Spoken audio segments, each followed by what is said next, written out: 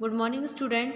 मैं श्री दीपचंद चौधरी महाविद्यालय ललितपुर से प्रियंका पुरोहित। आज हम अपने ITI कोपा की एम्प्लॉयबिलिटी स्किल की क्लास कंटिन्यू करते हैं। लास्ट क्लास में हमने टेंस कंप्लीट किए, ठीक है। हमने पढ़ा कि काल क्या होते हैं ना, टेंस कितने प्रकार के होते हैं ना। तो हमने पढ़ा कि जब कोई चीज़ वर्तमान में चल रही है या वो हो चुकी है या भविष्य में होने वाली, इस प्रकार से हमने टाइप के 3 टेंस टेंस के 3 टाइप पढ़े, present tense, past tense and future tense, ठीक है। फिर हर टेंस के हमने 4 टाइप पढ़े, जैसे प्रेजेंट टेंस का present indefinite tense, present continuous tense, present perfect tense and present perfect tense. इसी तरह हमने पास्ट एंड फ्यूचर कवर किया है ना। अब जो हमारा नेक्स्ट टॉपिक है जो हम कंटिन्यू करने जा रहे हैं वो है वॉइस। क्या है? Voice and type of voice. मतलब वॉइस क्या होता है और उसके प्रकार क्या होते हैं। जैसे आप सभी ने सुना होगा हिंदी में वाच्य। क्या सुना होगा? वाच्य। जैसे हमने हिंदी में सुने हैं वाच्य 2 प्रकार के होते हैं, कर्तवाच्य और कर्मवाच्य। मतलब जो वाक्य कर्ता प्रधान होता है वो क्या कहलाता है? कर्तवाच्य। और जो कर्म प्रधान वाक्य होते हैं वो क्या कहलाते हैं? कर्मवाच्य। यही हमें इंग्लिश में पढ़ना है। इंग्लिश में यही पढ़ना है कि वॉइस क्या होते हैं, ये कितने टाइप के होते हैं, और इसको हम इंग्लिश में बोलते हैं active voice and passive voice. तो what is active voice and what is a passive voice, ठीक है। तो नेक्स्ट हमारा है वॉइस डेफिनेशन। क्या है? वॉइस डेफिनेशन की उसकी परिभाषा क्या है। तो वाच्य जो होते हैं वो 2 प्रकार के होते हैं, ठीक है। पहला तो होते हैं कर्ता प्रधान और दूसरा होता है कर्म प्रधान।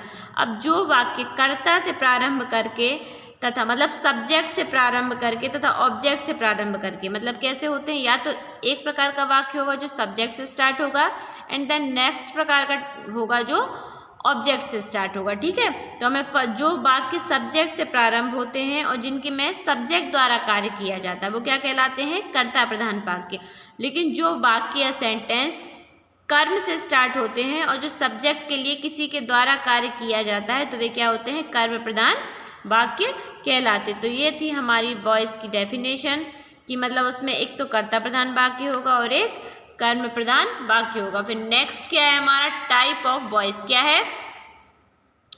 Type of voice.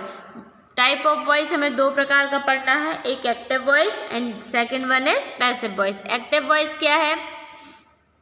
Active voice मतलब कर्तवाच्य और पैसिव वॉइस मतलब कर्मवाच्य। अब एक्टिव वॉइस को अगर हम डिफाइन करें तो क्या होगा? एक्टिव वॉइस को अगर हम डिफाइन करते हैं तो सबसे पहले एक्टिव वॉइस का हम देखते हैं तो क्या होगा? जब किसी वाक्य में प्रयुक्त क्रिया से ऐसा प्रकट हो कि कर्ता स्वयं कार्य कर रहा है। मतलब जब हम कोई एक सेंटेंस रीड करते हैं उससे हमें ये पता चले कि सब्जेक्ट अपना काम स्वयं कर रहा है ना, सब्जेक्ट अपना कार्य खुद कर रहा है, तो वह जो वाक्य होता है वह क्या कहलाता है? एक्टिव वॉइस, है ना। एंड पैसिव वॉइस क्या होता है? जब किसी वाक्य में अगर हम कार्य कर रहे हैं और वह कार्य स्वयं सब्जेक्ट ना करके किसी के द्वारा कराया जा रहा है तो क्या कहलाता है? पैसिव वॉइस, ठीक है। अब हम इसका एग्जांपल देखते हैं। जैसे एक्टिव वॉइस का फर्स्ट एग्जांपल हमने देखा, आई टीच यू, मैं तुम्हें पढ़ाती हूँ, ठीक है। Second example, he reads a novel, वह नॉवेल पढ़ती है। इसमें जो सब्जेक्ट है वो क्या है? फर्स्ट एग्जाम्पल में आई है, टीच क्या है? वर्ब है, एंड यू क्या है? ऑब्जेक्ट है ना। तो इसमें मैं तुम्हें पढ़ाती हूँ, तो इसमें कार्य कौन कर रहा है? कर्म कौन कर रहा है ना? सब्जेक्ट कर रहा है कि नहीं? सब्जेक्ट मतलब मैं तुम्हें पढ़ा रही हूँ, ठीक है। इसी प्रकार जो नेक्स्ट सेंटेंस है वो क्या है? ही रीड्स अ नॉवेल, इसमें सब्जेक्ट क्या है? ही, तो वह क्या कर रही है? खुद से अपनी नॉवेल क्या है? पढ़ रही है। अब इनकेस अगर मैं पैसिव वॉइस का एग्जांपल देखूं तो क्या है? यू आर टीच बाय मी। जब हम एक्टिव वॉइस से पैसिव वॉइस बनाते हैं या एक्टिव वॉइस से पैसिव वॉइस का क्रिएशन करते हैं तो जो हमारा ऑब्जेक्ट होता है वो पहले आ जाता है। देन जो हमारा ऑब्जेक्ट है, जैसे लाइक यू, हमने यू क्या है? ऑब्जेक्ट है, हमने इसको पहले लिखा यू के संग हमेशा क्या हेल्पिंग वर्ब यूज होती है? आर। क्या यूज होती है? और जो भी वर्ब है उसका हमेशा क्या यूज होता है? थर्ड फॉर्म यूज करते हैं। जैसे यू आर टॉट बाय मी, तुम मेरे द्वारा पढ़ाए जाते हो, ठीक है। जैसे ही रीड्स अ नॉवेल, तो क्या होगा? अ novel is read by me. Read का जो थर्ड फॉर्म है वो क्या होता है? Read, red and red. Spelling same होती है पर इसका प्रोनाउंसिएशन क्या होता है? डिफरेंट होता है। ओके स्टूडेंट, तो इसका जो पैसिव वॉइस बनेगा वो क्या बनेगा, a novel is read by me. अब क्या है, कुछ रूल्स होते हैं जब हम एक्टिव वॉइस से पैसिव वॉइस जनरेट करते हैं ना। तो सबसे पहला जो रूल है, जब हम एक्टिव वॉइस के ऑब्जेक्ट को पैसिव वॉइस के सब्जेक्ट में प्रयोग करते हैं ना, जैसे कि हमने एग्जाम्पल में देखा, मैं फर्स्ट रूल बोल रही हूँ कि जब एक्टिव वॉइस के ऑब्जेक्ट को पैसिव वॉइस के मैं ऑब्जेक्ट के रूप में यूज कर, जैसे एक्टिव वॉइस का ऑब्जेक्ट क्या है, यू, इसको हम पैसिव वॉइस में कैसे यूज कर रहे हैं, एज अ सब्जेक्ट, क्योंकि हमने उसको क्या रखा है, पहले रखा है ना।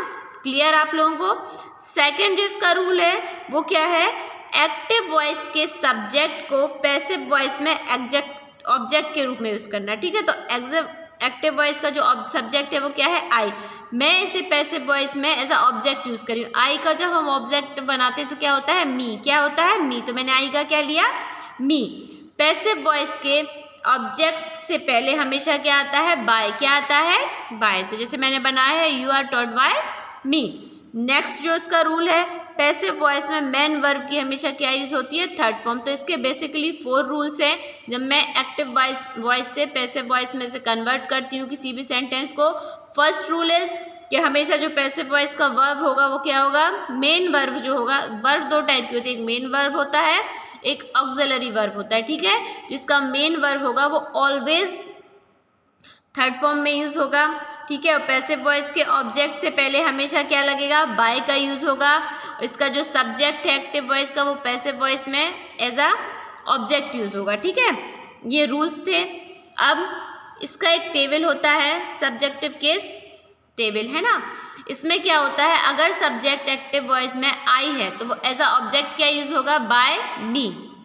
वी है जैसे सपोज तो क्या यूज होगा, बाय अस। यू है तो क्या यूज होगा, बाय यू। ही है तो क्या यूज होगा, बाय हिम। शी है तो क्या यूज होगा, बाय हर। और दे का क्या होगा, बाय देम। तो ये बेसिकली एक टेबल थी जो सारे स्टूडेंट्स को पता होना चाहिए कि आई की जगह हम एज ऑब्जेक्टिव क्या यूज करते हैं, मी, वी की जगह अस, यू की जगह यू, ही की जगह हिम, शी की जगह हर एंड दे की जगह देम। ठीक है, ये हमने सब्जेक्टिव केस टेबल पढ़ी। ठीक है, तो आज की क्लास में हमने क्या समझा कि व्हाट इज द वॉइस, है ना, और what is the definition of voice, type of voice. Then फिर हमने क्या पढ़ा, एक्टिव वॉइस क्या होता है, पैसिव वॉइस क्या होता है, इनके एग्जाम्पल देखे और इसके हमने रूल देखे कि जब हम एक्टिव वॉइस से पैसिव वॉइस बनाते हैं तो उसके क्या रूल होते हैं। फिर हमने एक सब्जेक्टिव केस टेबल देखी है ना, कि आई की जगह हम मी का यूज कर रहे हैं, वी की जगह हम अस का यूज कर रहे हैं ना, ये एक टेबल। फिर क्या है, ये जो हमने टेबल पढ़ी वो क्या थी, subjective case table. In case same अगर मैं टेबल ऑब्जेक्टिव केस टेबल ले रही हूँ तो क्या होगा, अगर मी है तो मी का पैसिव क्या बनता है, आई, अस का क्या बनेगा, वी, यू का क्या बनेगा, यू, हिम का क्या बनेगा, ही, हर का शी एंड देम का दे, मतलब अपोजिट बनता है। ठीक है, ये तो हमने पढ़ा बेसिक। अब क्या है, इसके टोटल 8 टाइप्स होते हैं जो हम नेक्स्ट क्लास में डिस्कस करेंगे। मतलब कैसे, जो प्रेजेंट इंडेफिनिट टेंस है उसका हम एक्टिव वॉइस लेंगे। जैसे मैंने एक प्रेजेंट इंडेफिनिट का सेंटेंस लिया, जो मैंने एग्जांपल लिया था वो प्रेजेंट इंडेफिनिट टेंस का ही था। क्या था, आई टीच यू, है ना, ये इंडेफिनिट। तो इससे मैं कैसे पैसिव वॉइस बनाऊंगी, है ना। अगर प्रेजेंट कंटिन्यूअस टेंस का एग्जांपल है तो मैं इसका पैसिव वॉइस कैसे बनाऊंगी। इसमें क्या है, हेल्पिंग वर्ब के चेंजेस होंगे। तो ये कुछ लगभग 8 टाइप्स हमें डिस्कस करने हैं जो हम नेक्स्ट क्लास में डिस्कस करेंगे। ओके स्टूडेंट, आज की क्लास हम यही ख़त्म करते हैं। घर पे रहिए, सुरक्षित रहिए। नेक्स्ट क्लास में हम इसके 8 टाइप डिस्कस करेंगे और हमारे वॉइस को आगे कंटिन्यू करेंगे। Okay, good day.